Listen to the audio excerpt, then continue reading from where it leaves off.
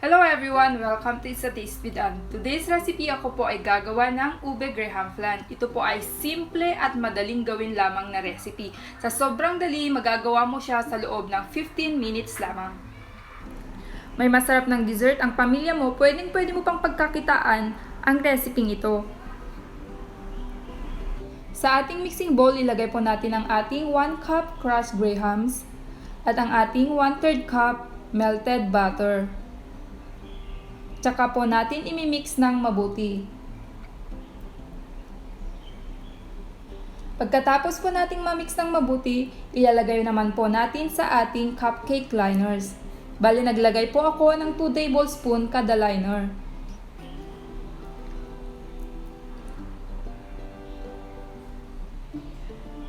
Para po maging firm ang ating base, kailangan nating i-press gamit ang ating tablespoon.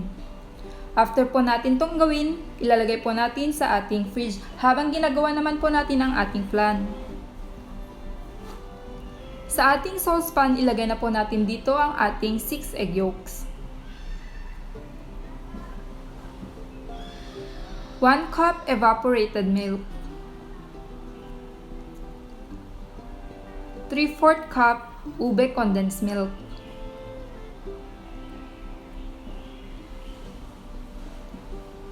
1 teaspoon vanilla essence.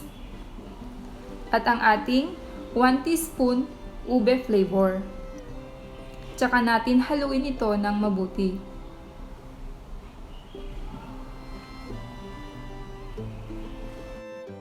Sa isang maliit na bowl, paghaluin natin ang ating 1 tablespoon gulaman at 1 cup cold water.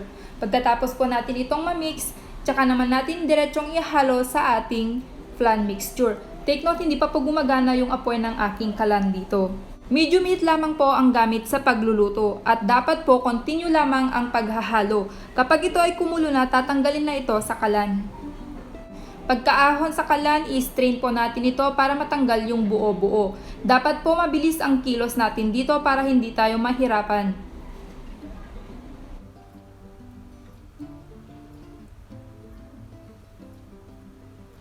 Pagkatapos, idiretso na nating ilagay sa ating liners kung saan tayo naglagay kanina ng graham mixture. After nito, pwede mo nang i-chill sa fridge. Mas masarap kung overnight ang pagkaka-chill, pero kung nagmamadali ka, pwede na ang 4 hours. After po ng pagkaka-chilled overnight, ayan na po ang ating ube graham flan.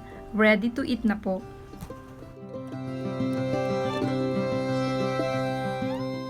Sana po ay may natutunan kayo sa recipe i-share ko ngayong araw at maraming salamat po sa panonood. Kita-kits po ulit tayo sa next recipe aking i-share.